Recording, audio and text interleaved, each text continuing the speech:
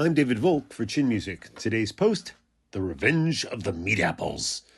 Meat takes back the plant-based market. I'm not ashamed to say it. I love meat. Yeah, vegetables are great and all, and I eat them more often than I eat meat. But to me, there's nothing like a greasy bowl of chili, a barbecue brisket Sammy, smoked turkey, or a kosher corned beef sandwich as big as your head. I'm probably in better shape because I eat more fish and dairy than I do meat. But that doesn't mean I don't lust after the taste of well-seasoned, seared flesh. I also admit that I have a far more generous view of tofu and tofu-based products these days than I used to, like soy rizo, tofu chorizo, Morningstar Farms bacon, and even fake ground meat crumbles, which is how I found myself doing what I would have considered the unthinkable before COVID-19, going to a kosher vegan delicatessen called Ben & Esther's. It's also how I started pondering another imponderable. Why is it that there are a lot of fake meat products made out of tofu and other plant-based ingredients, but no fake plant-based products made out of meat? You know, like a meat apple or other things that look like fruits and veggies, but are really made from animal protein. If you ask me, food scientists and marketers have been missing out on what could be the next great trend. Ever the futurist and forward thinker, I'd like to propose a few modest examples of products that I think have a great future, including 1. Meat apples. The great thing about apples is that there are almost as many varieties of them as there are cuts of meat. You could have a gravy steam, which would look like a Gravenstein but tastes like gravy-covered roast beef.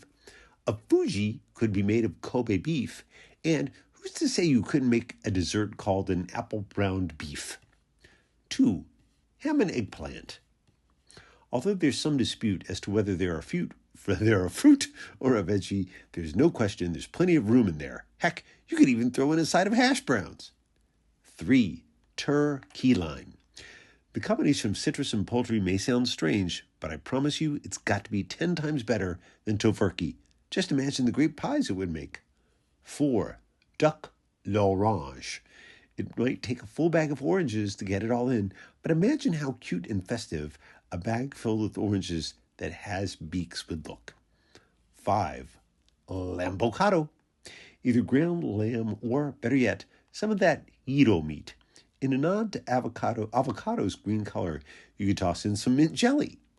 Mother Goose fans could combine it with lime juice, onion, tomatoes, cilantro, jalapeno, garlic, and salt and call it guacamole after Little Bo Peep. What, are we trying too hard? 6. Steak fries. Only instead of being made of potatoes, the fries are actually made of, steak. 7. Chili con coconut. When you think about it, this is actually a vast improvement on nature. No one likes getting coconut flakes in their teeth anyway, and the liquid in coconut isn't all that great either. But put in chili, and it will be much, much better than putting it in a bread bowl, and far more portable. 8. Bell pepper steak. Now that Americans have gotten more sophisticated about our tastes in Asian food, you just don't hear about this standby from old-style Chinese American restaurants anymore. Serving a pepper stuffed with, say, prime rib should not only bring the old dish back from the dead, it should also help people forget about the abomination of stuffed peppers. 9. Waterducken. This would be the granddaddy of all meat fruits, and it just makes perfect sense. When you've got that much room to fill, you should fill it with something spectacular. And what's more over the top than a mix of turkey, duck, and chicken? Heck, if you get ones that are just the right size, you could just put them in whole rather than cutting them up. In our next culinary post, we'll discuss putting meat in candy products. After all, who can resist a candy corn-ish game hen? I've been David Volk for Chin Music.